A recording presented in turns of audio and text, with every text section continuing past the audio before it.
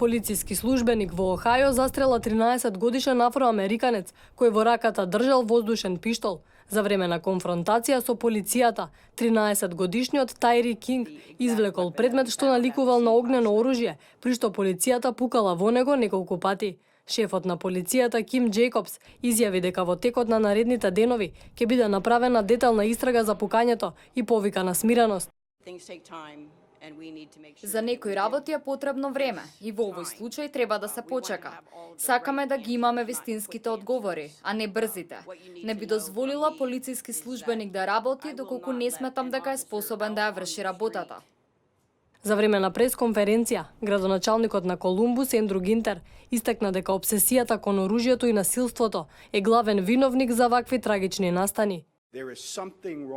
Нешто не е во ред со оваа земја и носи епидемија на нашите улици. 13-годишно момче почина во Колумбус поради обсесијата кон оружјето и насилството. Смртта на Кинг се случува во време на немири во земјата, проследени со протести поттикнати од убиени афроамериканци од страна на полицијата и организирани од движењето Black Lives Matter, чија цел е борбата против расната нееднаквост во земјата.